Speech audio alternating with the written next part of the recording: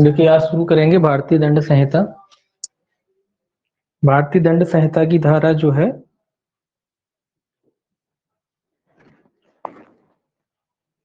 92 section 92 92 से section 92 से शुरू करना है। सेक्शन 92 देखिए क्या कहता है। सेक्शन 92 कहता है कि सम्मति के बिना 92 हाँ 92 कहता है सम्मति के बिना किसी व्यक्ति के फायदे के लिए सद्भावना पूर्वक किया गया कार्य।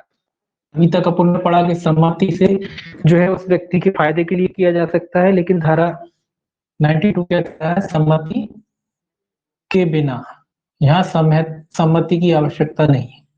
ये जो है ये धारा जो है आपकी 88 और 89 का विस्तृत रूप कह सकते हैं। 88 और जो आपने 89 पढ़ा है, जहाँ सहमति लेने के बाद किया जा सकता है किसी व्यक्ति के फायदे के लिए कोई कार्य, वहां ये जो आपका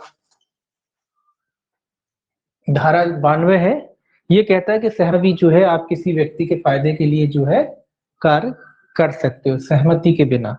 तो ये 88 और 89 का विस्तृत रूप है, या कह लीजिए ये उस परिस्थिति में उस कंडीशन में होता है कि जिस व्यक्ति को कोर्ट कार्य वगैरह हुई है, उस व्यक्ति की जो है वो सहमति आदि नहीं ले सकता है। सहमति आदि वो लेने के लिए सक्षम नहीं है, या वो सहमति वगैरह नहीं ले पा रहा है, या उस व्यक्ति की ओर से कोई व्यक्ति सहमति देने के लिए सक्षम नहीं है, तो उस अवस्था में जो है धारा 92 जो है लागू होती है। देखिए ये क्या कहता है, उसने इसको पढ़ा है, ये धारा पढ़ ले एक बार। ये कहता है कि कोई बात जो किसी व्यक्ति के फायदे के लिए सद्भावना पूर्वक यदि उसकी सहमति के बिना की गई है, किसी हानि के कारण जो उस बात से उस व्यक्ति को कारित हो जाए अपराध नहीं है, यदि परिस्थितियां ऐसी हो कि उस व्यक्ति के लिए यह असंभव हो कि वह अपनी सम्मति प्रकट करे, या वह व्यक्ति सम्मति देने के लिए असमर्थ हो, अथवा कोई संरक्षक या उसका विधिपूर्ण भार साधक कोई दूसरा व्यक्ति ना हो, जिससे ऐसे समय पर सम्मति अभिप्राप्त करना संभव हो कि वह बात फायदे के साथ की जा सके। तो ये कह रहा है ये उस परिस्थितियों में पहले इसके लिए 2-3 चीजें याद रखना है। पहली बात तो ये कि धारा 92 के फायदे के लिए कि ये उस स्थिति में दी जा सकती है जब वो व्यक्ति जिसको चोट कार्य हुई है वो सहमति देने में सक्षम ना हो, मतलब वो इसकी इतनी गंभीर स्थिति हो कि वो सहमति दे नहीं सकता हो, या फिर उसकी तरफ से कोई संरक्षक वगैरह होता है जो सहमति उसकी तरफ से दे सकता है, वो भी उपस्थित ना हो। तो ऐसी परिस्थिति में उस व्यक्ति के फायदे के लिए कोई भी कृत्य जो उस व्यक्ति के फायदे के लिए किया जाता है, उस फायदे के अनुसार में अगर किसी व्यक्ति को कोई नुकसान भी हो जाता है, तो उस व्यक्ति को जो है धारा जो है 92 का लाभ मिलेगा।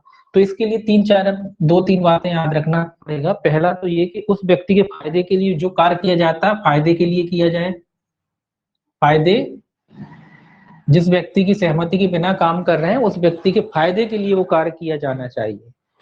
दूसरा है कि जो कार्य किया जाता है वो सद्भावना पूर्वक किया जाना चाहिए। कार्य कैसा किया जाना चाहिए? सद्भावना पूर्वक किया जाना चाहिए। तीसरा कहता है कि मामले की परिस्थितियों के अनुसार जो कार्य किया जा रहा है वो युक्ति संगत होना चाहिए। मामले की परिस्थितियों के अनुसार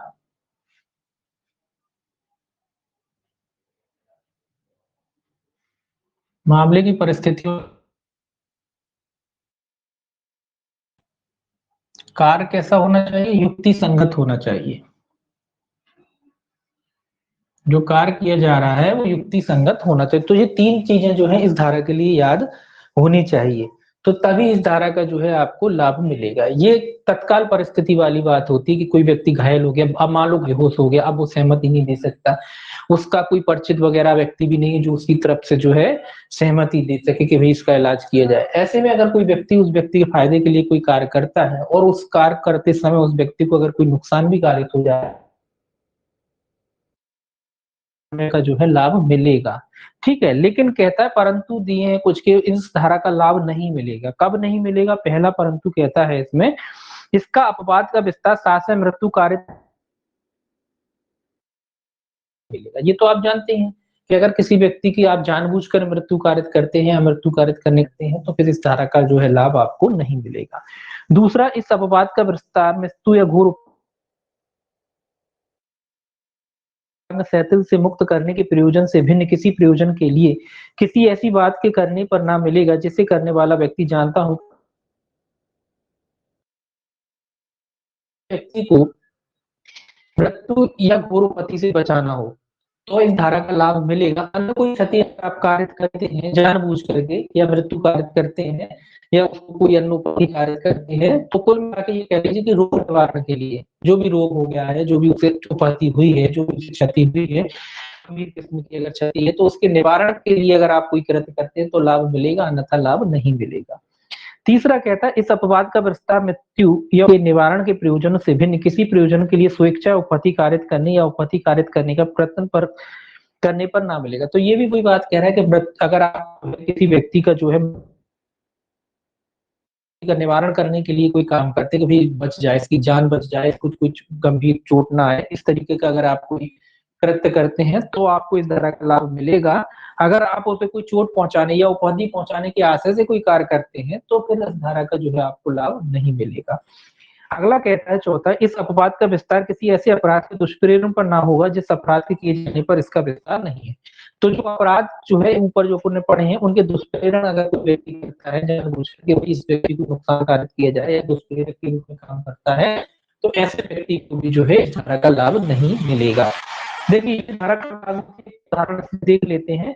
उदाहरण पहले ही वाला उदाहरण कहता है कि का या अपने घोड़े से गिर गया, मूर्छित हो गया, मूर्छित मतलब बेहोश हो गया, का एक शल्य चिकित्सक मतलब एक डॉक्टर है, का कौन है डॉक्टर है, या जो है घोड़े से गिरा और घोड़े से गिरने के बाद क्या हुआ बेहोश हो गया, और या कौन है एक डॉक्टर है, सॉरी का है, का कौन है डॉक्टर है, का एक शल्य चिकित्सक यह विचार है कि या के कपाल पर शल्य क्रिया आवश्यक है। कपाल मतलब मस्तिष्क जो होता है, खोपड़ी के जो भाग होता है उसे कपाल कहते हैं। उसको लगा कि इसके जो सिर में है गंभीर चोट आई है, अगर इसका ट्रीटमेंट नहीं किया, इसका ठीक तरीके से ढंग से इलाज नहीं किया, जल्दी से जल्दी इलाज नहीं किया तो ये व्यक्ति जो है इसकी मृत्यु कारित हो सकती है, ऐसा डॉक्टर को लगा। का या की मृत्यु कारित करने का आशय न रखते हुए किंतु सद्भावना पूर्वक या के फायदे के लिए या के स्वयं के किसी निर्णय पर पहुंचने की शक्ति प्राप्त करने से पूर्व ही कपाल पर शल्य क्रिया करता है, का ने कोई अपराध नहीं किया। मतलब क्या कह रहा है कि उसको डॉक्टर ने देखा कि भाई ये व्यक्ति गिर गया, मूर्छित हो गया, अब वो होश में आएगा, उसके बाद वो उसकी सहमति लेगा, तो इतना तो टाइम है नहीं। डॉक्टर को लगा कि इतना टाइम नहीं है कि इसकी सहमति ली जा सके, जब तक जो होश में आता है पता पड़ा वो जो बचे ही नहीं, जिंदा ना बचे, तो डॉक्टर ने क्या किया उसका जो है सर्जरी कर दी, उसके जो मस्तिष्क में जो भी चोट आई थी उसकी क्या की डॉक्टर ने सर्जरी की। ऐसे में भले वो व्यक्ति अगर मर भी जाता है तो यहाँ डॉक्टर ने चूंकि गुड फेथ में काम किया, सद्भावना पूर्वक काम किया है, तो डॉक्टर को जो है धारा 92 का लाभ मिलेगा। ठीक है, तो यहाँ सम्मति के बिना, अब ये भी पूछा जाता है कि सहमति के बिना दूसरे व्यक्ति के फायदे के लिए के कार्य से संबंधित धारा है, तो धारा 92 कार्य से संबंधित है सहमति के बिना। और अपने ऊपर आगे जो धाराएं पढ़ी थी 88 89 उसमें था सहमति के साथ, और ये कौन सी धारा है, ये कहता है सहमति के बिना। यहाँ सहमति भी नहीं है और अगर कार्य गुड फेथ में किया जा रहा है, दूसरे की जान बचाने के लिए किया जा रहा है, तो धारा 92 का लाभ जो है दिया जाएगा। ठीक है, 93 सिंपल सी धारा है, सद्भावना पूर्वक दी गई संसूचना, ये भी पूछी जाती है धारा। 93 है संसूचना से संबंधित। संसूचना मतलब किसी व्यक्ति को किसी बात के बारे में अवगत करा देना, उसको जानकारी देना, वो भी किस लिए, उसके फायदे के लिए। ठीक है, ये क्या कहता है, ये कहता है सद्भावना पूर्वक दी गई संसूचना उस हानि के कारण अपराध नहीं है जो उस व्यक्ति को हो फायदे के लिए दी गई हो। ये कह रहा है कि अगर आप कोई गुड फेथ में किसी व्यक्ति को कोई जानकारी देते हैं उसके फायदे के लिए, किसके फायदे के लिए, उस व्यक्ति के फायदे के लिए उसको कोई जानकारी देते हैं, और कार्य के अनुसरण में मान लीजिए उस व्यक्ति को कोई नुकसान हो जाता है, कोई अपहानि कारित हो जाती है, तो फिर उस ये धारा जो है आपको उस धारा के नहीं माना जाएगा।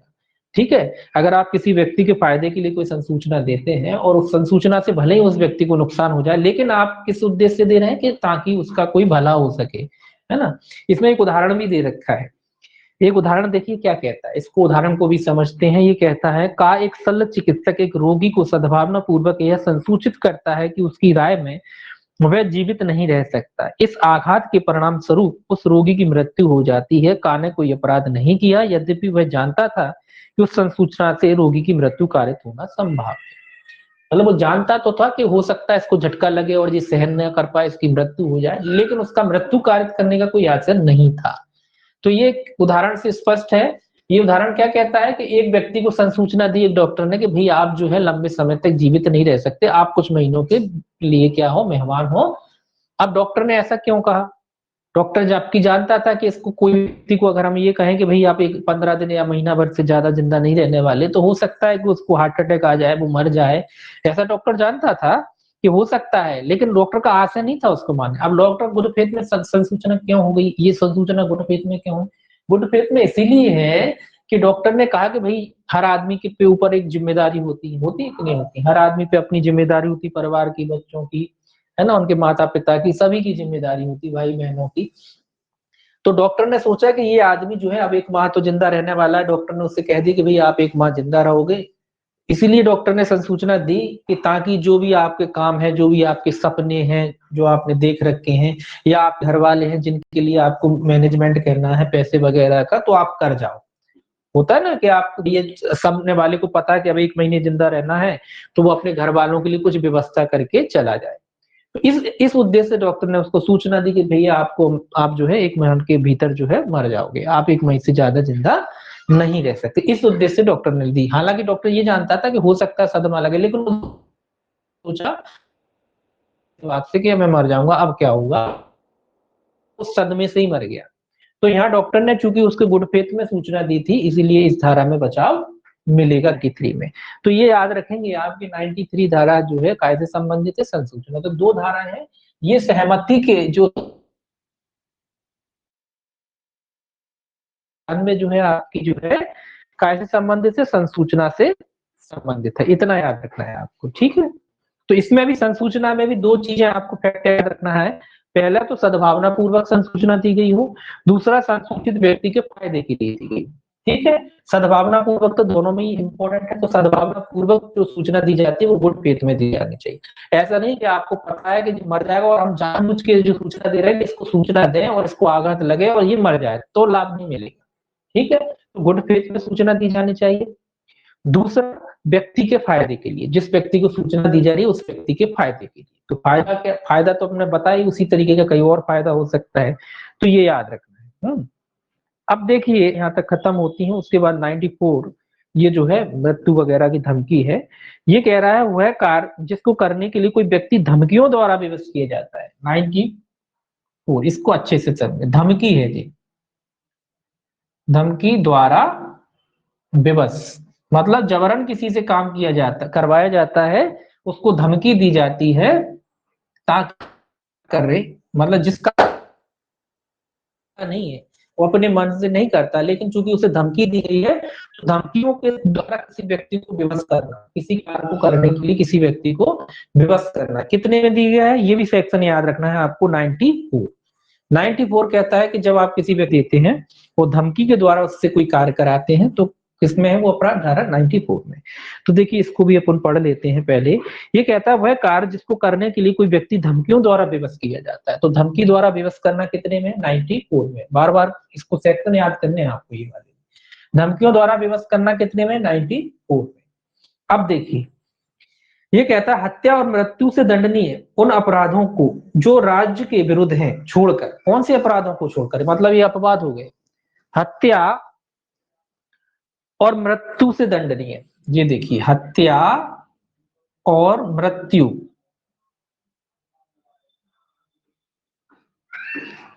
से दंडनीय नहीं है, ऐसे अपराध कह लीजिए, या उन अपराधों को जो राज्य के विरुद्ध है, जो राज्य के विरुद्ध है, राज्य के विरुद्ध है, तो में लाभ नहीं मिलेगा इस धारा का।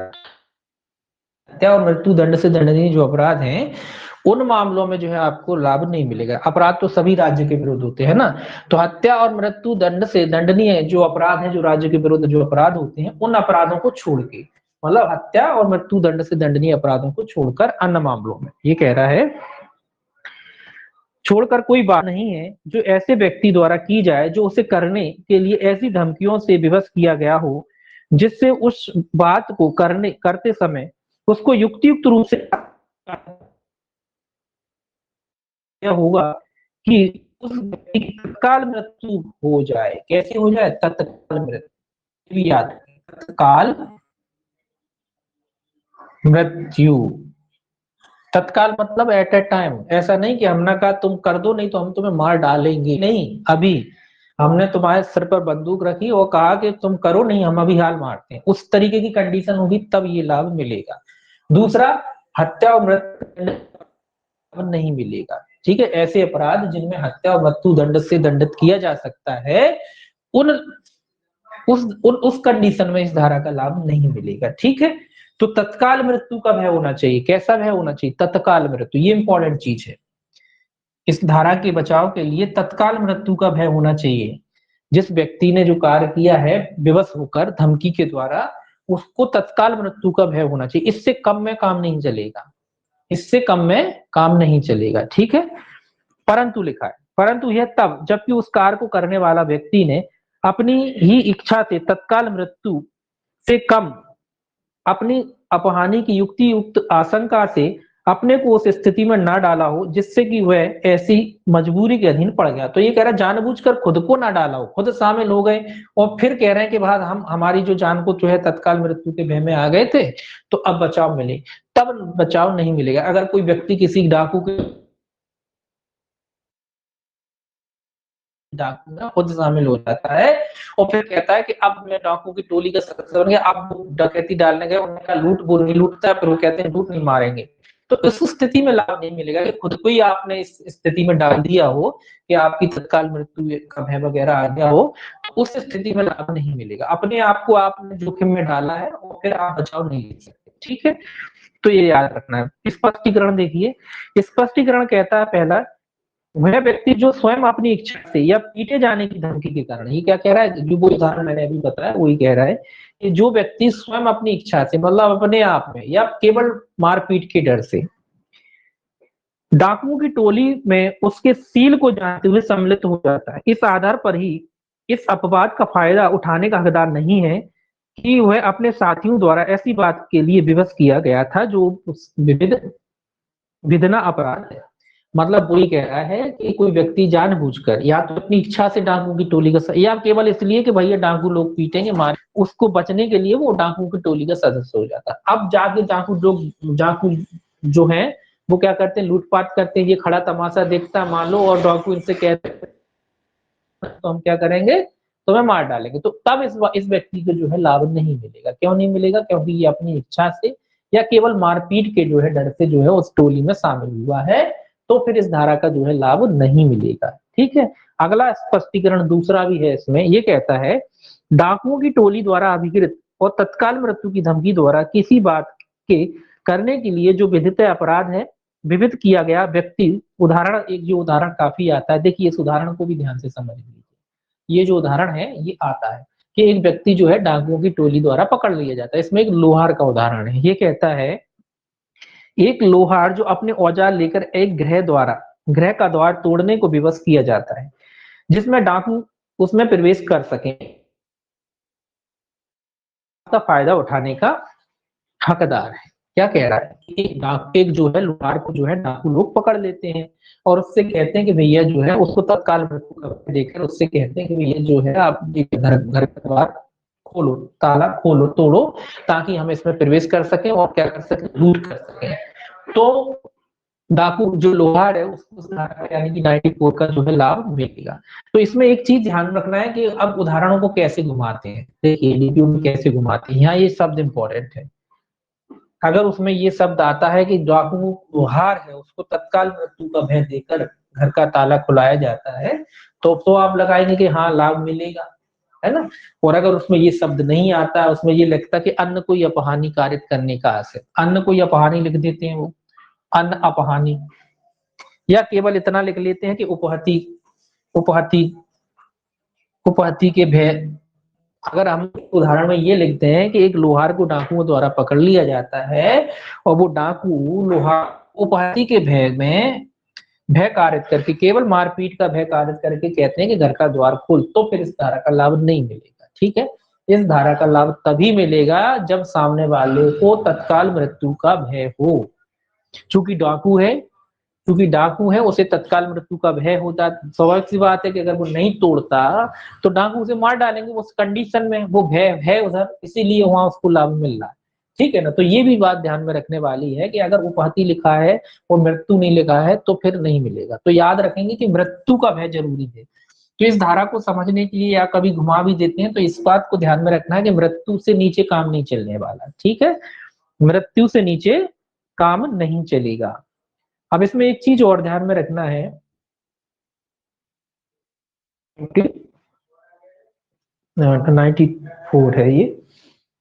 चलिए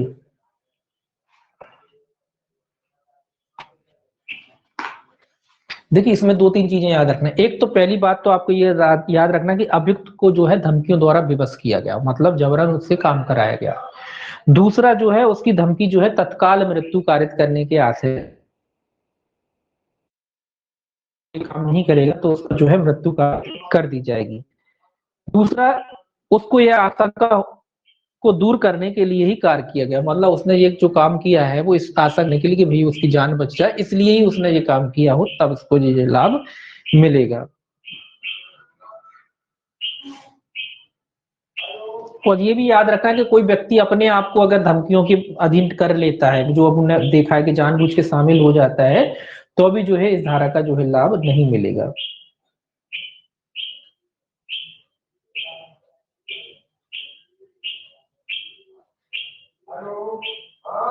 बस इसमें इतना ही ठीक है। अब देखिए 95 सेक्शन जो है 95 जो है आपका कहता है तुच्छ, ये भी सेक्शन पूछा जाता है, कई बार पूछा जाता है कि तुच्छ अपहानि कारित करने वाले, तुच्छ अपहानि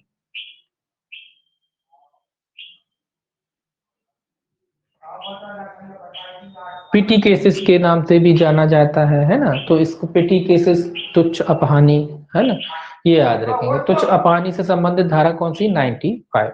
ये एकमात्र ऐसी धारा है जिसमें किया गया कार्य अपराध होता है। क्या होता है? अपराध। ऐसा नहीं कि इसमें जो काम किए जा रहे हैं वो अपराध नहीं, अपराध तो है, लेकिन विधि की दृष्टि में इतने तुच्छ है, इतने निम्न कोटि के हैं कि विधि उसको ये सोचती कि इसको दंडित करना आवश्यक नहीं है ना।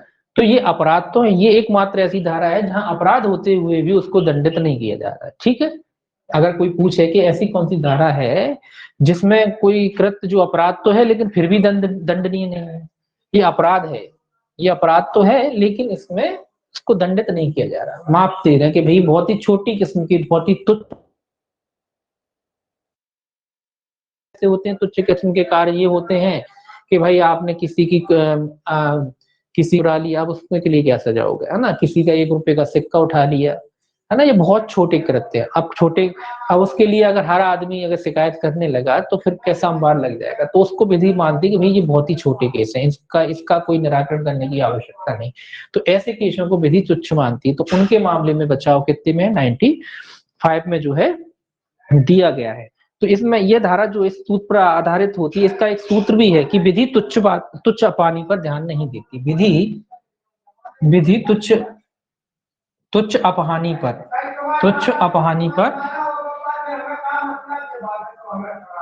ध्यान नहीं देती। मतलब ये अपहानि तो है लेकिन विधि जो है तुच्छ बातों पर जो है ध्यान नहीं देती। ये जो है आपका एक डिमिनिमाइज नॉन क्यूरल लेक्स एक युक्ति है, उस पर आधारित है। तो ये कहता है कि विधि तुच्छ बातों पर ध्यान नहीं देती, ये उस सिद्धांत पर जो है आधारित है। तो इसमें केवल इतना ही ज्यादा जरूरी खास नहीं है, बस इतना ही याद रखें कि विधि जो है तुच्छ बातों पर जो है ध्यान नहीं देती।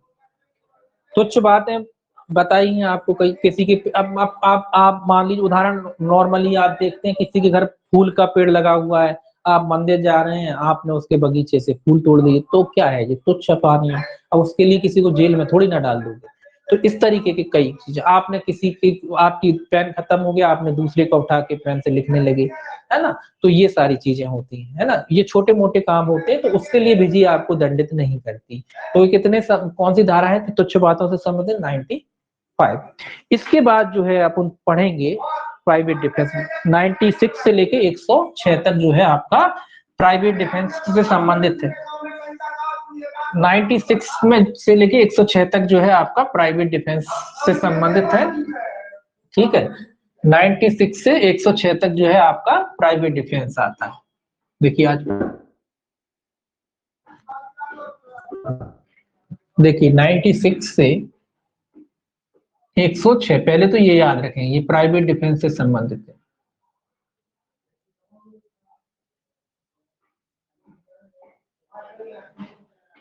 यह आत्म प्रतिरक्षा का जो सिद्धांत है काय में दिया गया है।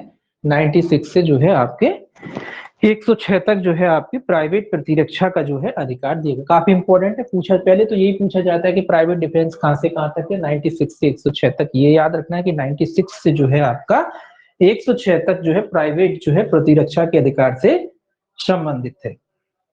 इसमें शरीर और संपत्ति दोनों के बारे में बताया गया है। तो शरीर तथा संपत्ति की प्राइवेट प्रतिरक्षा का अधिकार दोनों का है। अब आपसे अगर कोई पूछे कि भाई प्राइवेट डिफेंस क्या शरीर के विरुद्ध है कि संपत्ति, दोनों के विरुद्ध है।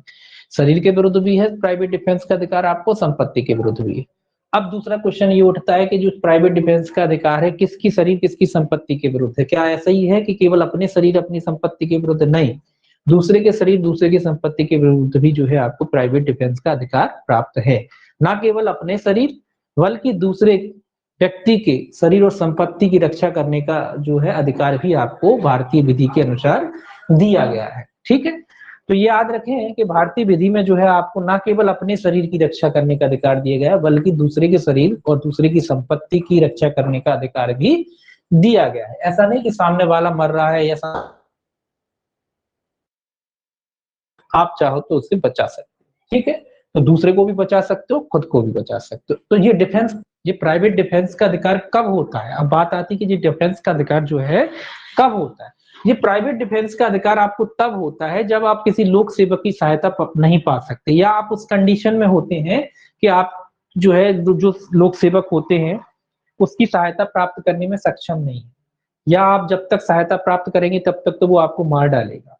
तो इस स्थिति में जो है आपको प्राइवेट डिफेंस का अधिकार होता है जब आप किसी की, मतलब आप उस कंडीशन में होते हैं, उस परिस्थिति में होते हैं कि जहां कोई आपकी मदद नहीं कर सकता। तो ऐसी परिस्थिति में जो है विधि आपको कुछ अधिकार दे देती है कि ऐसी परिस्थिति में जो है आप जो है अपने और दूसरे की शरीर की संपत्ति की जो है क्या कर सकते हैं, रक्षा कर सकते हैं। क्या कर सकते हैं? अपनी रक्षा स्वयं कर सकते हैं। ये उस स्थिति में जब आप उस कंडीशन में आ जाते हैं कि कोई भी आपकी मदद करने के लिए मौजूद नहीं है या कोई भी व्यक्ति आपकी मदद नहीं कर सकता, उस परिस्थिति में आप अपनी स्वयं की रक्षा कर सकते हैं। तो देखिए 96, तो पहले देखिए 96 तो धारा सिंपल सी है, वो ये कहती है कि कोई भी बात अपराध नहीं है जो प्राइवेट डिफेंस में की जाती है। ये 96 कहता है, ये कहता है कोई बात अपराध नहीं है जो प्राइवेट प्रतिरक्षा के अधिकार के प्रयोग में की जाए। मतलब कोई भी कार्य जो आप सेल्फ डिफेंस में करते हैं वो कार्य अपराध नहीं होता। वो कार्य क्या नहीं होता? अपराध नहीं होता। इसमें लिखने की जरूरत नहीं, कोई कार्य अपराध नहीं है, कोई कार्य अपराध नहीं है,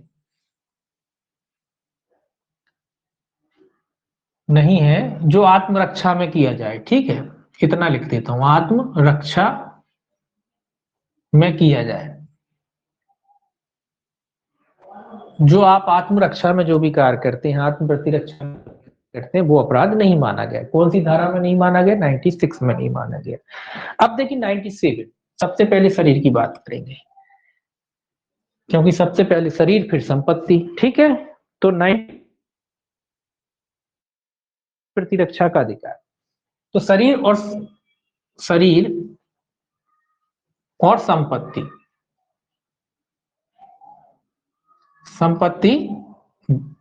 बस इतना ठीक है। शरीर और संपत्ति की प्राइवेट प्रतिरक्षा का अधिकार, ये क्या कह रहा है कि मतलब मैंने अभी कहा ना कि जो प्राइवेट डिफेंस का जो अधिकार है आपको शरीर और संपत्ति दोनों के बारे में।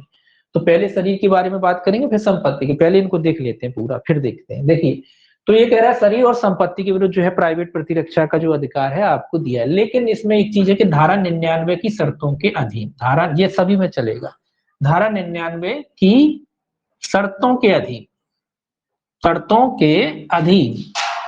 धारा 99 की क्या शर्तें हैं जो मैंने अभी शॉर्ट में थोड़ी बहुत आपको बताई, आगे अपन पढ़ेंगे 99 में। तो 99 की शर्तें यही है कि आप लोक सेवक की सहायता प्राप्त नहीं कर सकते, आप उस कंडीशन में फंस गए हैं कि भाई आपको लोक सेवक की सहायता प्राप्त नहीं हो सकती, तो वो कंडीशन उसमें दे रखी है, तभी आपको जो है इस धारा का जो है लाभ मिलेगा। 99 की शर्तों के अधीन रहते हुए, यानी कि धारा 99 में जो शर्तें दे रखी हैं उन शर्तों के अधीन रहते हुए किसी भी व्यक्ति को भी शरीर और संपत्ति की जो है प्राइवेट प्रतिरक्षा होगा। देखिए पहला कहता है मानव शरीर पर प्रभाव डालने वाले किसी अपराध के विरुद्ध अपने शरीर और किसी अन्य व्यक्ति के शरीर की प्रतिरक्षा करे। ये कह रहा है कि मानव शरीर मतलब शरीर के विरुद्ध अपना और दूसरे, मानव शरीर की बात कह रहा है, मानव शरीर अपने और दूसरा, अपना और किसी दूसरे का, तो अपना और दूसरे के शरीर की रक्षा कोई भी व्यक्ति कर सकता है। मानव शरीर पर कोई भी ऐसा कोई अपराध है जो मानव शरीर पर प्रभाव डाल, उसमें कोई भी व्यक्ति अपने शरीर और उस दूसरे व्यक्ति के शरीर की क्या कर सकता है, रक्षा कर सकता है। ठीक, दूसरा देखिए, दूसरा कहता है किसी ऐसे कार्य के विरुद्ध चोरी, लूट, दृष्टि या आपराधिक अत्याचार की परिभाषा में आने वाला अपराध है, या जो चोरी, लूट, दृष्टि या आपराधिक अत्याचार करने का प्रयत्न है, अपनी या किसी अन्य व्यक्ति की चाहे जंगम चाहे स्थावर संपत्ति की प्रतिरक्षा करे। तो ये कह रहा है पर्टिकुलर अपराधों के कुछ नाम बता दिए गए हैं, संपत्ति की अभिरक्षा की बात कह रहा है कि कोई व्यक्ति जो चोरी, लूट, दृष्टि, तो ये तो अपन नहीं लिख रहे, ये कह रहा है अपनी और दूसरे की संपत्ति, अपनी और दूसरे की संपत्ति की जो है रक्षा करने का भी जो है, और संपत्ति भी कैसी हो सकती है, चल भी हो सकती है और अचल भी हो सकती है। ऐसा नहीं कि केवल चल ही संपत्ति होगी, चल भी हो सकती है संपत्ति और अचल भी हो सकती है। खुद की संपत्ति भी हो सकती है, दूसरे व्यक्ति की भी संपत्ति हो सकती है। जो अब आप जो अपराध देखे हैं जैसे कि चोरी, लूट, ये क्या है, ये संपत्ति के विरुद्ध अपराध है ना। तो चोरी हो गई कि लूट हो गई, मतलब चोरी का कोई व्यक्ति करना आता है तो उस अवस्था में भी आपको प्राइवेट डिफेंस का अधिकार है। लूट करता है, रजिस्ट्री कर, ये अपन आगे और डिटेल में पढ़ेंगे, जब संपत्ति पढ़ेंगे तो कौन सी चोरी, कब चोरी, साधारण चोरी के विशेष चोरी है ना, कि घर में चोरी, कैसी चोरी, तो वो सब अपन आगे पढ़ेंगे कि कब आपको प्राइवेट डिफेंस का अधिकार होता है और कब होता है और कब मृत्यु कारित करने तक होता है, वो सारी चीजें आगे पढ़ेंगे। तो कुल मिला के संपत्ति की जो अभिरक्षा का जो अधिकार है और अरे अपनी और दूसरे दोनों की। ठीक है, इसमें इतना ही देखेंगे। अब देखिए 98 सेक्शन जो है 98 कहता है ऐसे व्यक्ति के कार्य के विरुद्ध प्राइवेट प्रतिरक्षा का अधिकार जो विकृत चित्त आदि, ये भी याद रखना है, विकृत चित्त, विकृत चित्त आदि मतलब विकृत चित्त भी हो सकता है, बालक भी हो सकता है ना, उसके विरुद्ध भी आपको प्राइवेट, अगर कोई व्यक्ति पागल है उसके विरुद्ध भी आपको सेल्फ डिफेंस या प्राइवेट प्रतिरक्षा का अधिकार ऐसे ही प्राप्त होगा जैसे कि एक स्वस्थ चित्त मनुष्य के विरुद्ध आपको प्राइवेट अधिकार प्राप्त होता है। या कोई बालक है, कोई बालक है अगर, और बालक अगर मान लो आप करना चाहता है तो उसके विरुद्ध भी आपको ऐसा ही प्राइवेट डिफेंस का अधिकार प्राप्त होगा जैसे कि एक स्वस्थ चित्त मनुष्य के या एक बालिग व्यक्ति के खिलाफ आपको होता। वो व्यक्ति पागल है और वो आपकी जान लेना चाहता है तो उसे आपको प्राइवेट डिफेंस का अधिकार प्राप्त होगा। ऐसा नहीं कि भाई वो पागल था, आपने अपनी जान बचाने के लिए इस पागल की जान ले ली ना। अगर वो पागल आपकी जान लेना चाहता है, भले भले उस वो पागल व्यक्ति कोई अपराध का दोषी ना हो, क्योंकि वो पागल है, वो तो उसको पता नहीं वो क्या कर रहा है, वो भले ही किसी अपराध का दोषी ना हो पागल, लेकिन आपको प्राइवेट डिफेंस का अधिकार होगा। भले ही पागल को दोषी ना माना जाए या बालक या बच्चे को दोषी ना माना जाए, क्योंकि वो लोग नाबालिग हैं, मान लो अपन पढ़ चुके हैं कि छोटा है, समझ नहीं है, या कोई उनको भले उन्होंने कोई अपराध ना किया, वो एक अलग बात है, उन्होंने अपराध किया कि नहीं किया, उन्होंने अपराध किया हो या ना, फिर भी आपको जो है प्राइवेट डिफेंस का अधिकार उनके विरुद्ध प्राप्त होगा जैसे नॉर्मली आपको प्राप्त होता है।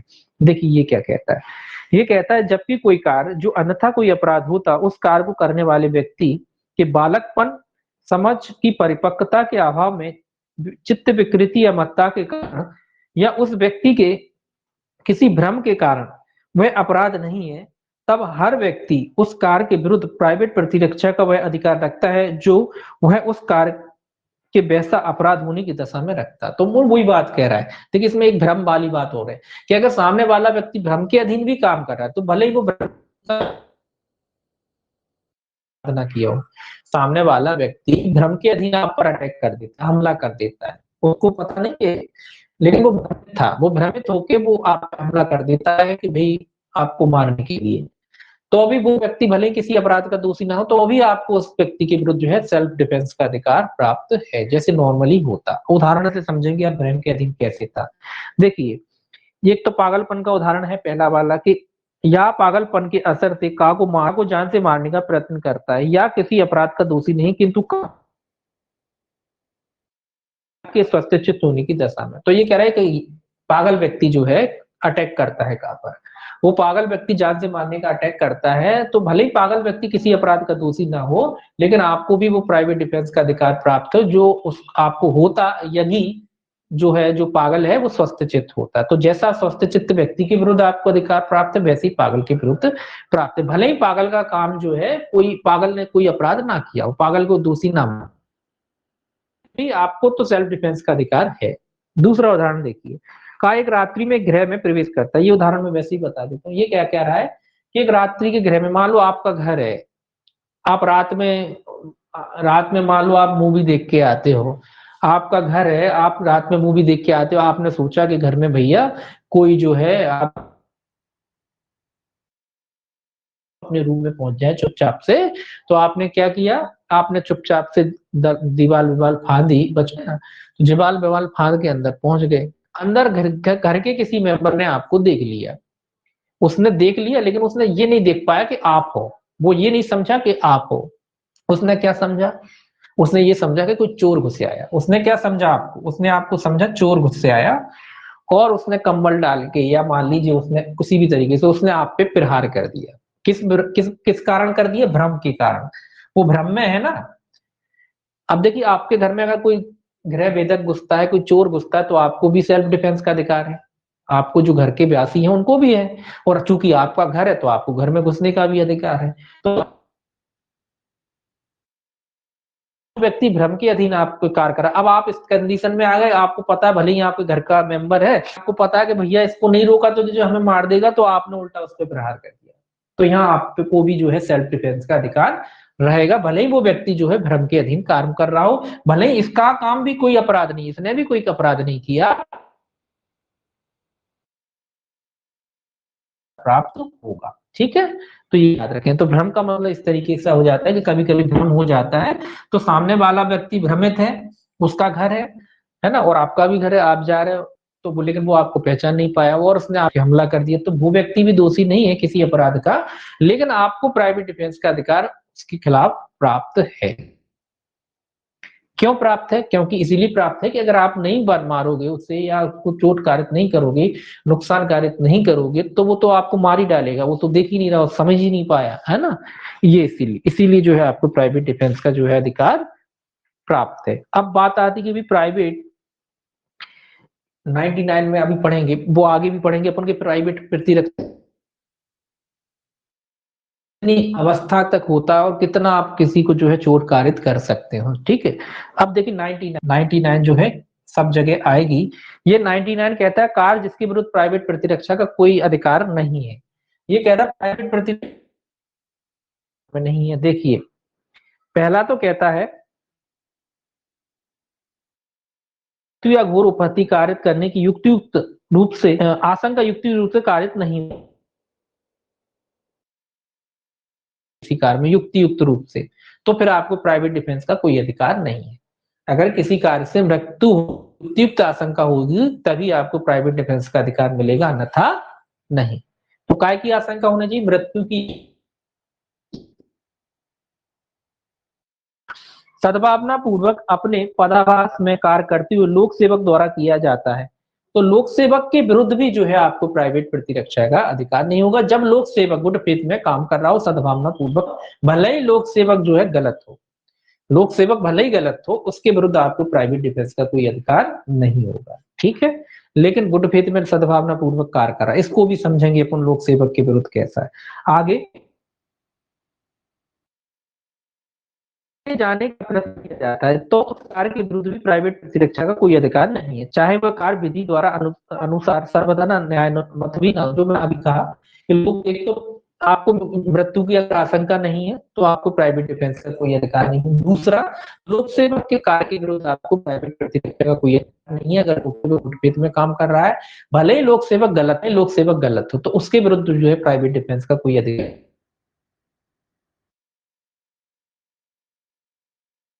चाहे वे विधि चाहे वह कार्य विधि की विधि अनुसार सर्वदा न्यायानुमत ना भी हो, सद्भावना पूर्वक अपने पदभार में कार्य करते हुए लोक सेवक के निर्देश किया जाता है या किए जाने का प्रयत्न किया जाता है, तो उस कार्य के विरुद्ध प्राइवेट प्रतिरक्षा का कोई अधिकार नहीं है, चाहे वह निर्देश विधि द्वारा अनुसार सर्वदा न्यायानुमत भी ना हो। ये पहले देखिए, पहला तो आपने देखा लोक सेवक के कार्य के विरुद्ध नहीं है आपको। दूसरा, लोक सेवक के आदेश के अनुसरण में अगर इसके अनुसरण में अगर कोई कार्य किया जाता है, भले ही वो कार्य गलत हो, विधि की दृष्टि में गलत हो, तो उस कार्य के विरुद्ध भी जो है आपको प्राइवेट प्रतिरक्षा का कोई अधिकार नहीं है। कैसा? ऐसा कि एक तो लोक सेवक खुद काम कर रहा है, भले ही वो गलत है, तो उसके विरुद्ध नहीं है। दूसरा, लोक सेवक ने अपने किसी अन्य अधिकारी कर्मचारी को जो है आदेश दिया है या अन्य व्यक्ति को आदेश दिया, और वो व्यक्ति के आदेश के अनुसरण में अगर काम कर रहा है, तो उस व्यक्ति के विरुद्ध भी जो है आपको प्राइवेट प्रतिरक्षा का अधिकार नहीं होगा, भले ही वो व्यक्ति गलत हो, ठीक। अनुसरण में जो व्यक्ति कार्य कर रहे होते हैं उनके विरुद्ध में नहीं होता, और आपको मृत्यु की आशंका ना हो, क्या कहते हैं, युक्तियुक्त आशंका ना हो, जब तक मृत्यु कारित करने की या कोई अनुपति कारित करने की, तो आपको जो है प्राइवेट डिफेंस का जो है अधिकार उपलब्ध नहीं होता। आगे कहता है, उन दशाओं में जिसमें संरक्षा के समय है, प्राइवेट प्रतिरक्षा का कोई अधिकार नहीं होता। जहां आपके पास इतना टाइम है कि आप जो है लोक प्राधिकारी की अधिकार नहीं होगा, फिर तो विधि ये कहती है, भाई आप लोक सेवक की सहायता लो ना, ये थोड़ी ना खुद ही आप डिसीजन, ये तो एक टेम्परेरी टाइप की व्यवस्था है, में फंस जाओ कि आप किसी की सहायता ही नहीं पा सकते हो, तब आपको है। अगर ऐसा ऐसा कर दिया कि भाई आपको प्राइवेट डिफेंस कितनी दिन बाद गए हुआ यार, बोले हमने अपने प्राइवेट डिफेंस में बोले ले लिया, ऐसा नहीं होता। तो ये उस समय जब आप जो है लोक प्राधिकारी की सहायता प्राप्त करने में जो है असमर्थ हो, तभी मिलेगा। अगर आप लोक सेवा प्राधिकारी की जो है सहायता प्राप्त कर सकते हो, तो फिर आपको जो है सेल्फ डिफेंस का जो है नहीं मिलेगी। आगे लिखा है इस अर्थ का विस्तार। अब ये कह रहा है कि ये कब इसका विस्तार कहां तक होगा, प्राइवेट डिफेंस का जो है विस्तार। ये कह रहा है किसी भी दशा में प्राइवेट प्रतिरक्षा के अधिकार का विस्तार उतनी अपहानि से अधिक अपहानि करने पर नहीं है जितनी प्रतिरक्षा के प्रयोजन के लिए करनी आवश्यक है। ये कह रहा है कितनी, देखिए हर मामले में अलग अलग हो सकती है, तो ये कह रहा है केवल उतना आप किसी व्यक्ति को नुकसान कारित कर सकते हैं जितनी आपको अपनी प्रतिरक्षा के लिए की जाना आवश्यक है, उससे ज्यादा नहीं। क्या मतलब? मतलब ये है कोई व्यक्ति आपको जान से मारना चाहता है, आपने उसको पकड़ लिया, उसको हथकड़ियों से बांध दिया, रस्सियों से बांध दिया, बस इतना पर्याप्त है। अब ये ना कि आपने उसको बांध दिया, बांधने के बाद फिर भी लट्ठ बरसाए जा रहे हैं, उसको बोले जान से मार डाले, उससे उससे ज्यादा नहीं। जितना आप अपने शरीर को बचाने के लिए आवश्यक है, उससे ज्यादा नहीं है। आप उतने से ज्यादा हानि नहीं कर सकते किसी व्यक्ति को। मतलब जितनी आपके शरीर की रक्षा के लिए, आपकी शरीर की रक्षा के लिए जितना आवश्यक है, उससे ज्यादा आप व्यक्ति को कारित नहीं करेंगे, ठीक है। तो ये पहला स्पष्ट, कोई व्यक्ति किसी लोक सेवक द्वारा ऐसे लोक सेवक के नाते किए गए या किए जाने के लिए प्रायतित कार्य के विरुद्ध प्राइवेट प्रतिरक्षा के अधिकार से वंचित नहीं होगा, जबकि वह व्यक्ति यह जानता हो या विश्वास करने का कारण रखता हो कि उस कार्य को करने वाला व्यक्ति लोक सेवक है। देखिए अब ये स्पष्टीकरण भी जोड़ दिए, पहले तो कह दिया कि साहब लोक सेवक के विरुद्ध आपको प्राइवेट डिफेंस का अधिकार नहीं है। दूसरा कह रहा है कि अगर कोई व्यक्ति, इसका अर्थ ये नहीं लगा लिया जाएगा कि लोक सेवक के कार्य के विरुद्ध आपको, लोक सेवक के विरुद्ध साधारणतः तो आपको प्राइवेट डिफेंस नहीं है, लेकिन जो लोक सेवक कोई कार्य कर रहा है और सामने वाला व्यक्ति अगर नहीं जानता है कि जी लोक सेवक है, तो उसको प्राइवेट डिफेंस का अधिकार उसके विरुद्ध होगा। ठीक है, अगर उदाहरण के लिए एक लोक सेवक है, लोक सेवक का क्या कर्तव्य होता है कि अपनी जो ड्रेस पहनते हैं, जो पुलिस वाले मान लीजिए वो ड्रेस पहने हुए हैं, या अपना जब उससे पूछा जाता है कि भाई आप अपना पद बताएं, कौन है आप, वो अपना नहीं बताता, वो अपने मन धड़क काम करने डाला है, तो ऐसे में आपको प्राइवेट डिफेंस का अधिकार लोक सेवक के विरुद्ध भी है, जब आप नहीं जानते कि वो व्यक्ति क्या है, लोक सेवक को। तो जैसे नॉर्मल विरोध होता है वैसे ही आपको उस समय लोक सेवक के विरुद्ध भी होगा। उदाहरण सबसे अच्छा यही है कि मान लो पुलिस वाले हैं, उनका कर्तव्य ड्यूटी पे जाए, अपना नाम बैच वगैरह या अपनी नाम पट्टिका रहती है ना, ड्रेस वगैरह रहती है, लगा के जाए। अब कोई लोक सेवक पहुंच गया और आपके खिलाफ कोई काम एक्शन लेता है और आपको लगता है कि भाई ये तो हमें मारने वाला है, और वो ना अपनी पहचान बताता है, ना उसकी पहचान स्पष्ट हो, तो फिर उस लोक सेवक के विरुद्ध भी जो है आपको प्राइवेट डिफेंस का अधिकार प्राप्त है। पहला स्पष्टीकरण कहता है अधिकार से वंचित नहीं होगा जब तक कि वह यह ना जानता हो कि यह विश्वास करने का कारण ना रखता हो कि उस कार्य को करने वाला व्यक्ति लोक सेवक है। मतलब आप जानते ना हो, आपको पता ही नहीं हो कि जो सामने वाला व्यक्ति लोक सेवक है, तो आपको प्राइवेट डिफेंस का अधिकार उसके खिलाफ होगा।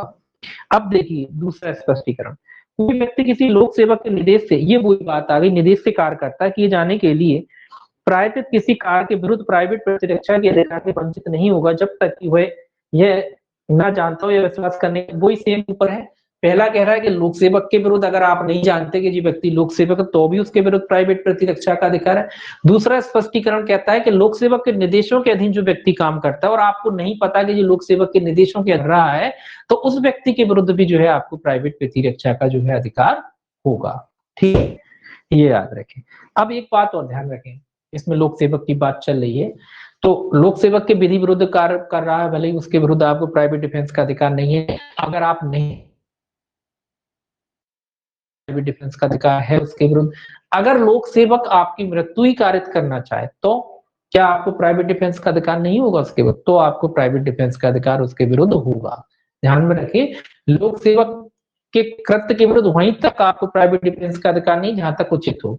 ठीक है, वो अपहानी करता है, कोई चोट वोट कारित करता है वहां तक, लेकिन अगर कोई लोक सेवक आपकी मृत्यु ही कारित करना चाहे गलत तरीके से, तो फिर उसके विरुद्ध आपका प्राइवेट प्रतिरक्षा का अधिकार होगा। आप उसके विरुद्ध प्राइवेट प्रतिरक्षा का इस्तेमाल कर सकते हो। ठीक है, ये भी बात यार, ये एक डिसीजन में न्यायालय ने डिसाइड किया। आ गया और बोले मैं तो लोक सेवक हूं, मैं तो कुछ भी कर सकता हूँ, ये तो मेरे खिलाफ प्राइवेट डिफेंस करी।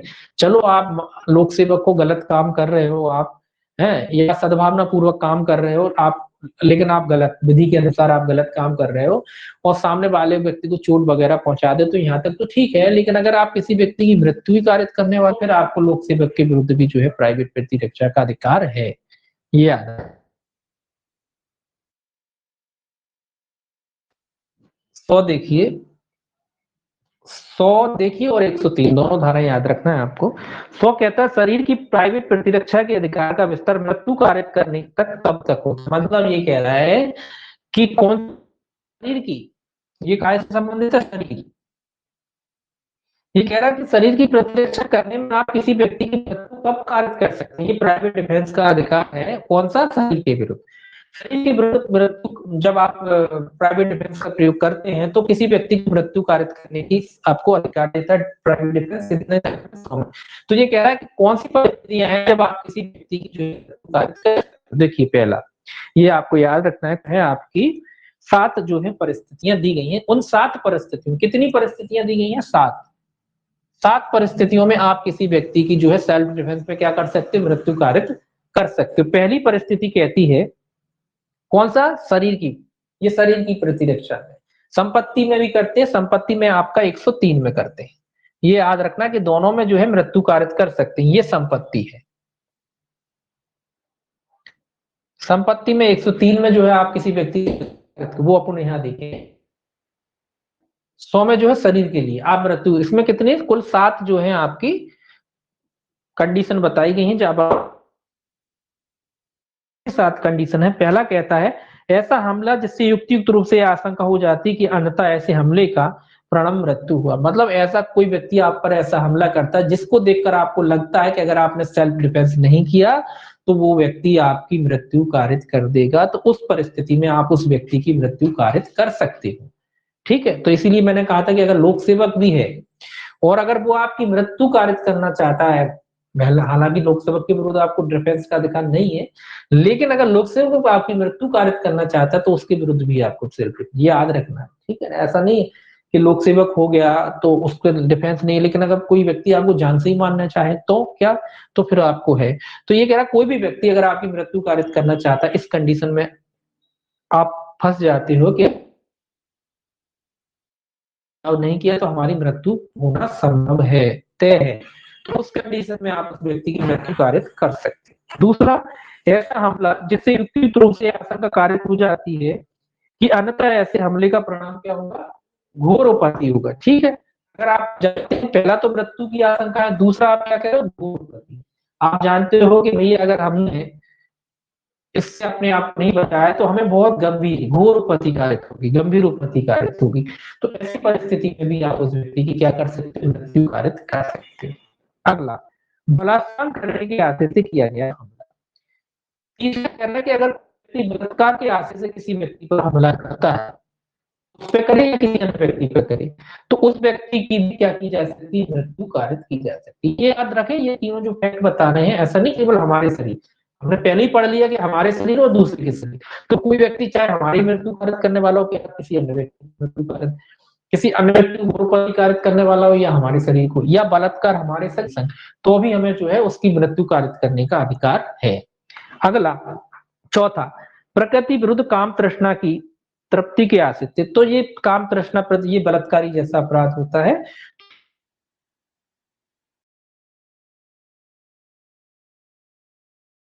उस व्यक्ति की भी जो है आप मृत्यु कारित कर सकते हो। अगला, पांचवा, व्यपहरण या अपहरण करने के आशय से, अगर कोई व्यक्ति व्यपहरण और अपहरण करने के आशय से किसी व्यक्ति पर हमला करता है तो उस व्यक्ति की भी आप कर सकते हो, मृत्यु कारित कर सकते हो। छठा कहता है, इस आशय से किया गया हमला किसी व्यक्ति का ऐसी परिस्थितियों में सदोष प्रतिरोध किया जाए जिससे आशंका कारित हो जाए कि वो अपने को छुड़ाने के लिए लोक प्राधिकारी की सहायता प्राप्त नहीं कर सकता। तो ये है कि कोई व्यक्ति मतलब एक तरीके से बंदी बना, और बंदी भी ऐसे बना रहा है तो जानता है कि इसको बंदी बना लेंगे तो किसी की भी जो है सहायता प्राप्त नहीं कर पाएगा, मतलब एकांत में कहीं रख दो ले जाके, तो जो आप किसी व्यक्ति की जो है लोक अधिकारियों की जो है सहायता प्राप्त नहीं कर सकता। तो उस कंडीशन में, साधारण से नहीं, उस कंडीशन में जो आप क्या कर सकते, उस व्यक्ति की जो है मृत्यु कारित कर सकते। और लास्ट जोड़ा गया है आपका अभी कुछ दिनों पहले 2013 में जो अमेंडमेंट हुए थे उस पे, ये अटैक के लिए जोड़ा गया है। ऐसे अटैक होते हैं हम या प्रयास, क्या आप याद रखें कि ऐसे अटैक या कोई नहीं करता है तो उस व्यक्ति की भी आप मृत्यु कारित कर सकते हो। ये नया जोड़ा है, पहले 6 थे अब 7 हो गए, तो 7वां कौन सा हो गया, 7वां एसिड अटैक। आप याद रखें कि कोई अगर आपको लगता है कि आप पे अम्ल मतलब होता है एसिड, तो एसिड अगर फेंकना चाहता है या फेंकने की कोशिश करता है या फेंक देता है, भी जो है आप मदद कर सकते हो। अगर आपको दूर से देख के लगा या आपके पास आया और कोई व्यक्ति फेंकने वाला है, तो भी उस व्यक्ति की मृत्यु का फेंक देता तो भी, और फेंकने वाला है तो भी, तो उस व्यक्ति की जो है आप क्या कर सकते हो, मृत्यु कर सकते हो। ठीक है? ये आप जो कर सकते हैं। अब देखिए इसके आगे 101, ये 101 सिंपल है। ये कहता है अब ऐसे देखा, ऐसा देखा था वैसा मृत्यु से इनको पारित करने का होता है। ये क्या कह रहा है, मृत्यु से एक तो मृत्यु मृत्यु से लोग काय 101 में, तो ये क्या है, धारा में प्रकट भाषा से किसी भांति मतलब ऊपर जो साफ रखा है उससे अपराध है, तो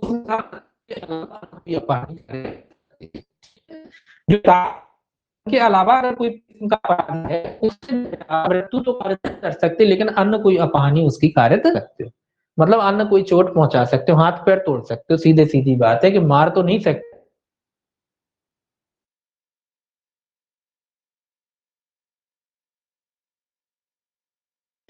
अपराध इनसे अपराध व्यक्ति है तो आप आराम से उसके हाथ पैर तोड़ सकते हो। कौन सी धारा कहती है, धारा 101 कहती है। अब 102 कहती है कि शरीर की प्राइवेट प्रतिरक्षा का अधिकार प्रारंभ होना और बना रहना। ये कह रहा है ये प्रारंभ होता है ये अधिकार और कब तक बना रहता है। सीधी सीधी बात है कि जैसे युक्त आशंका पैदा होती है तब प्रारंभ हो जाता है, और कब तक बना रहता है, जब तक ये आशंका युक्त आशंका बनी रहती है तब तक आपका सेल्फ डिफेंस का अधिकार बना रहता है। तो ये कह रहा है कि प्राइवेट प्रतिरक्षा का अधिकार जो है कब प्रारंभ होता है और कब समाप्त होता है। जैसे ही आशंका प्रारंभ हो जाती है आपको हम पे हमला करने ही वाला है, वैसे ही आपका अधिकार प्रारंभ हो जाता है। कब तक बना रहता है, तब तक बना रहता है जब तक ये आशंका बनी रहती है कि आप पर जो है हमला करेगा या करने वाला है। तो जैसे युक्त आशंका प्रारंभ उस समय से प्रारंभ हो जाता है, और जब तक आशंका बनी रहती है कि हम पे हमला करने वाला है तब तक वो जो है आपका अधिकार जिंदा रहता है। मतलब जब तक आप सेफ नहीं हो जाते तब तक आपका जो अधिकार जो है जिंदा रहता है। आशंका मतलब जैसे किसी ने आप पे हमला कर रहा है, आपने गोली भरना शुरू की पिस्टल में या कुछ करा, उसी समय उसी क्षण शुरू हो जाएगा। उसने हाथ में बंदूक पिस्टल उठाई हाथ में, क्योंकि आपको पता है जब तक बंदूक उसके हाथ में रहेगी वो कभी भी मार सकता है जब तक आप उससे छुड़ा नहीं लेते। तो ये तो तब तक बना रहता है हम पे हमला नहीं कर सकता, तब तक आप पे का जो है अधिकार जिंदा रहता है।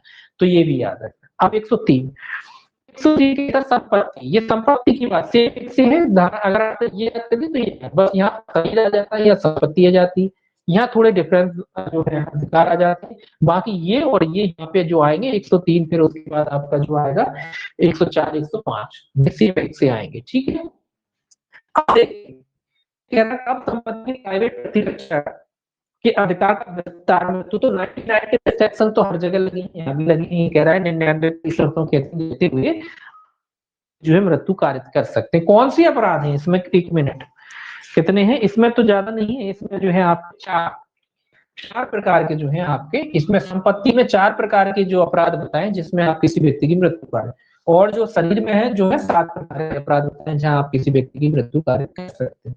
तो पहला अपराध तो कहता है लूट, मतलब अगर कोई व्यक्ति लूट कार्य करता है, कोई व्यक्ति आपको लूटना चाहता है या लूट कार्य करता है कह लीजिए, तो उस व्यक्ति की जो क्या कर सकते हो आप, उस व्यक्ति की मृत्यु कारित कर सकते हो। दूसरा रात्रि, इसको ध्यान से याद रखना, रात्रि ग्रह भेदन।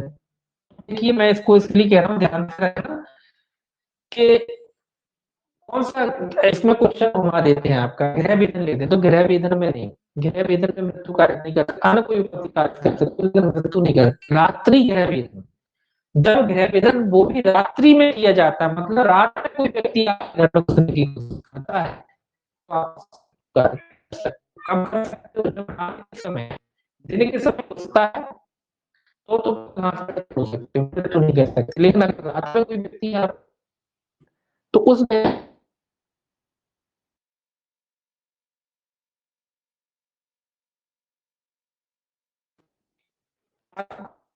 हमारा है जो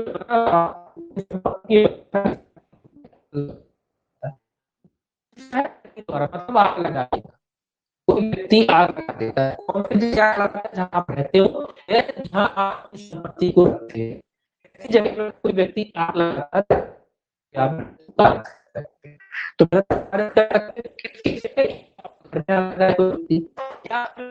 यहाँ पे उस चोरी या गृह अतिचार,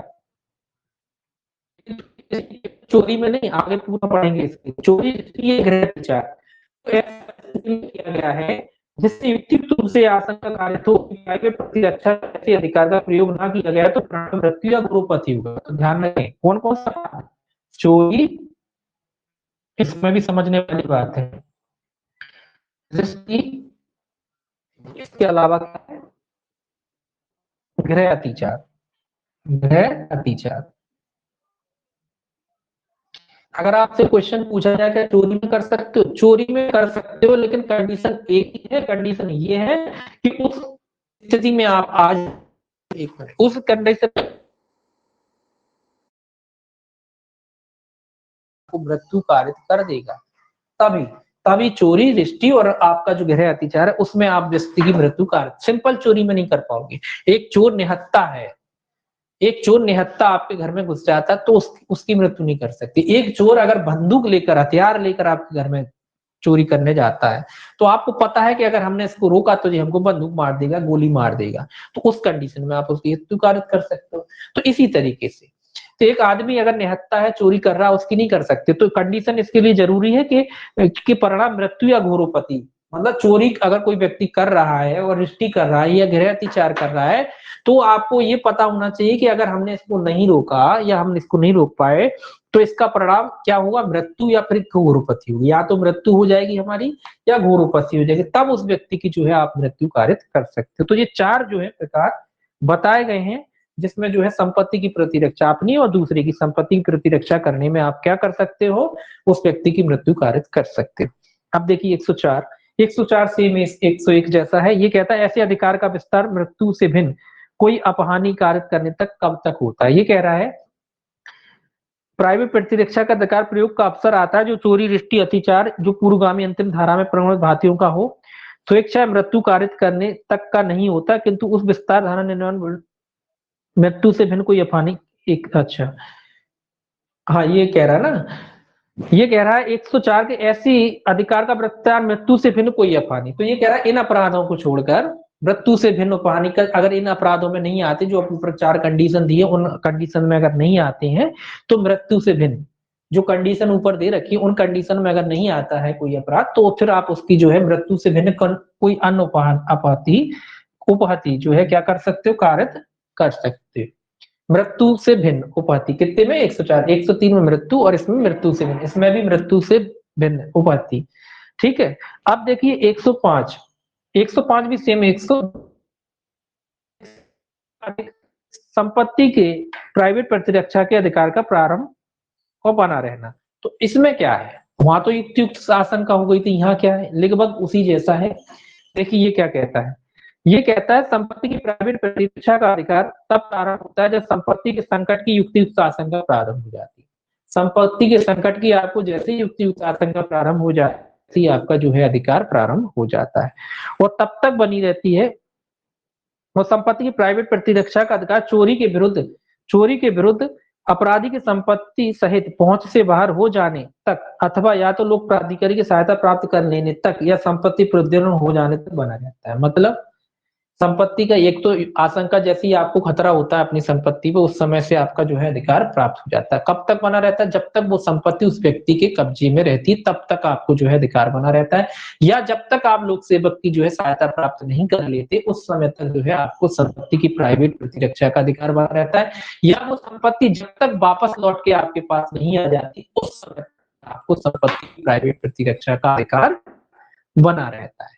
तो कुल मिला के वो संपत्ति या तो आपकी नजरों से छीन हो जाती है, ओझल हो जाती है, या वो संपत्ति वापस आपके पास आ जाती है, या लोक सेवक की आप सहायता प्राप्त समय तक आपको संपत्ति की प्राइवेट प्रतिरक्षा का जो है अधिकार बना रहता है।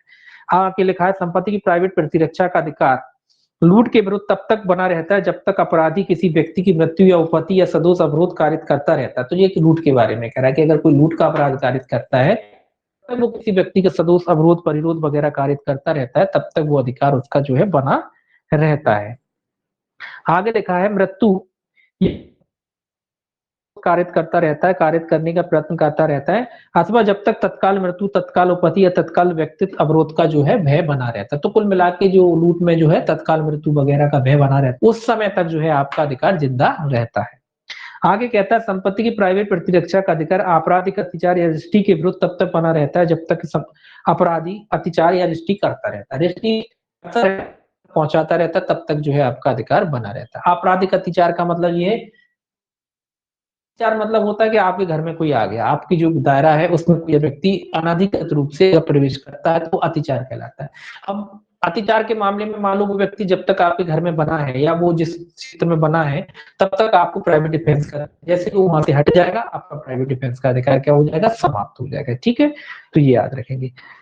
गृह वेदन के विरुद्ध भी वही लिखा है कि जब तक आरंभ हुआ है और गृह अतिचार होता रहता है। मतलब अगर गृह वेदन मतलब गृह अतिचार में ही गृह वेदन होता है, मतलब गृह वेदन में गृह अतिचार शामिल होता है। तो पहले तो गृह अतिचार करता है कोई व्यक्ति, गृह वेदन करके आपके घर में आता है, वो कब तक बना से वो आपके घर से बाहर निकलता है जो आपका जो है प्राइवेट डिफेंस का अधिकार क्या हो जाता है, समाप्त हो जाता है। इसमें एक उदाहरण भी है, उदाहरण तो खैर नहीं दिया इसमें है। एक चोर था, एक चोर था, उसने जो है क्या किया, एक घर से जो है एक बड़ा सा संदूक चोरी किया। संदूक चोरी करने के बाद उसने क्या किया, वो नीचे उतर रहा था, लोगों ने देख लिया उसे, पूरे गांव वालों ने देखा कि ये चोर है। और फिर गांव वालों ने क्या किया, उसका पीछा किया। गांव वालों ने चोर का पीछा किया। अब गांव वालों को देखते हुए चोर समझ गया कि भाई अब ये लोग मुझे छोड़ने वाले नहीं है। तो वो चोर ने क्या किया, वो संपत्ति जो डिब्बा था ज्वेलरी का, उसको फेंक दिया। फेंक के वो भागा, लेकिन गांव वालों ने उसको तब भी नहीं छोड़ा। गांव वाले पीछा करते गए, गांव वाले पीछा करते गए और लास्ट में जो है उसे पकड़ लिया। उसे पकड़ लिया, उसके बाद उसकी डंडों से पिटाई करना शुरू कर दिया।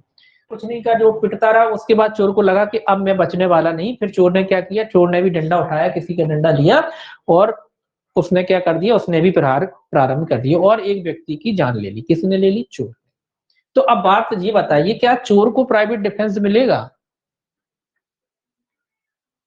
चोरी को प्राइवेट डिफेंस मिला, चोर को प्राइवेट डिफेंस मिला। इसमें इस केस में क्या है, चोर को प्राइवेट डिफेंस मिला, क्योंकि जैसे ही संपत्ति का बक्सा उसने चोर ने वहां छोड़ दिया, उनका क्या हो गया, प्राइवेट डिफेंस का अधिकार समाप्त हो गया। अब आप नहीं दौड़ सकते, जब तक संपत्ति उसके कब्जे में थी तब तक था। जैसे ही उसने संपत्ति छोड़ी, आप उसकी अब जान नहीं ले सकते। संपत्ति आपके कब्जे में आ गई, आप अपने वहां पे आपका खत्म हो गया। लेकिन आपने क्या कर, मतलब क्या किया आपने, प्राइवेट डिफेंस का क्या किया आपने, अतिचार किया।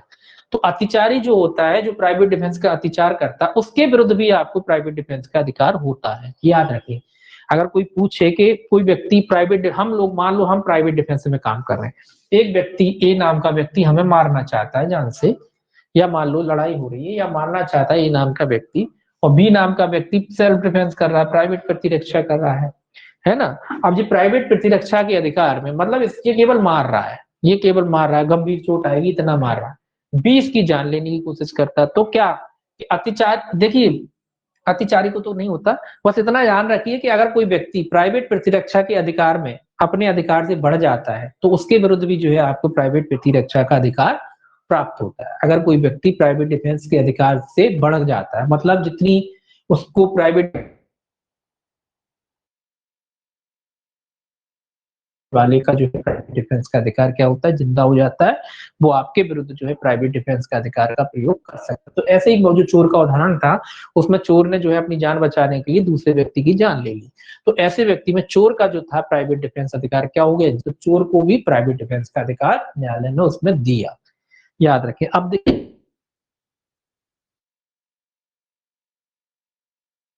106 कहता है घातक हमले के विरुद्ध प्राइवेट, ये कैसा है घातक, इंपॉर्टेंट सारा पूछी जाती, घातक हमला।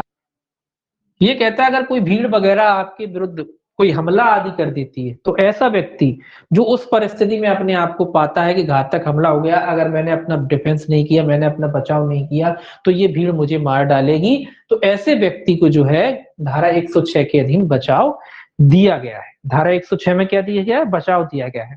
इसमें उदाहरण भी दिया गया कि भीड़ जो है, वो एक भीड़ बढ़ती है, एक व्यक्ति को, बच्चे भी शामिल हैं, वो व्यक्ति क्या करता है, लेकिन इसमें भी वही कंडीशन है कि जो आप डिफेंस कह रहे हैं वो युक्ति युक्त होना चाहिए। अब भीड़ आपके सामने बढ़ रही है, आपको पता है कि सामने बच्चे भी हैं आपको, लेकिन आप इस कंडीशन में आ गए, आपने जाना कि अगर मैंने गोली नहीं चलाई, हो सकता है कोई एक आध बच्चा, लेकिन आप मानने नहीं चाहते, आप तो अपना सेल्फ डिफेंस करना, आप गोली, आपको धारा 106 का लाभ मिलेगा। लेकिन ये लाभ तब नहीं मिलेगा जब आप जो है, जो प्राइवेट डिफेंस हद से ज्यादा, उदाहरण के लिए आपको, आपके ऊपर एक भीड़ हमला करती है और आप एक तोप का गोला दाग देते, अब तोप का गोला दागोगे थोड़ी ना मिलेगा प्राइवेट डिफेंस, से अधिक करोगे तो नहीं मिलता है ना। आप तोप का गोला दागोगे तो क्या होगा, तो पूरी की पूरी भीड़ ही साफ हो जाएगी, चाहे बच्चे हो, चाहे बूढ़े हो, चाहे जवान हो, सभी के सब साफ हो जाएंगे।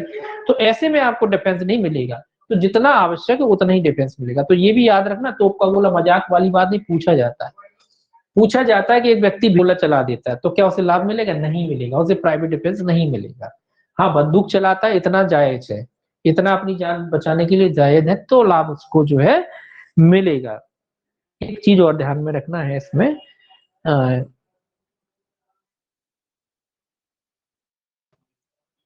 कौन सा पढ़ रहे थे अपन, 106, सॉरी 106 पढ़ रहे।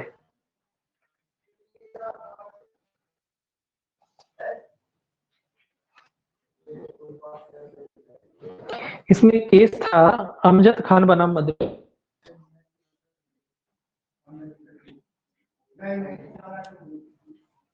वर्सेस मध्य प्रदेश राज्य। ये पूछा जाता है, ये याद रखना, अमजद खान बनाम मध्य प्रदेश राज्य के मामले से संबंधित है। धारा 106 किस केस से संबंधित है? अमजद खान बनाम मध्य प्रदेश राज्य। ये याद रखना है आपको, पूछा जाता है। अमजद खान इस राज्य से संबंधित ये धारा दी गई है, तो ये आपको याद रखना है। अमजद खान बनाम मध्य प्रदेश राज्य से संबंधित धारा 126, वो वही जो उदाहरण देख रखा है वो उसी केस से आधारित है। भीड़ जो है इन पे हमला देते कि निर्दोष बच्चे की जो है जान चली जाती है, तो धारा 106 का जो है लाभ दिया। ये भीड़ के बारे में। कभी कभी आप ऐसी कंडीशन में होते हो कि भीड़ जो है आप पे हमला वगैरह कर देती है, तो फिर इस धारा का जो है आपको लाभ दिया जा सकता है। अब कल देखेंगे अपन अध्याय 5, धारा 137 दुष्प्रेरण वगैरह है। ठीक है, तो ये इंपॉर्टेंट चैप्टर है, इसको अच्छे से याद करना है, पूरे सेक्शन से याद करने हैं आपको। ठीक है, और थोड़ा बहुत जो फैक्ट है वो याद करने हैं। ये जरूर याद कर लेना कि इसमें 7 कुछ तरीके हैं जिसमें आप मृत्यु कारित कर सकते हैं, इसमें 4 तरीके हैं जिसमें आप मृत्यु कारित कर सकते हैं। इनको अच्छे से पढ़ लेना फिर, ठीक है। और वो पहले और जो भी पढ़ा है उसको ढंग से पढ़ लेना, ज्यादा कोई कठिन नहीं है, बस थोड़ा याद कर लेना। ठीक, चलिए।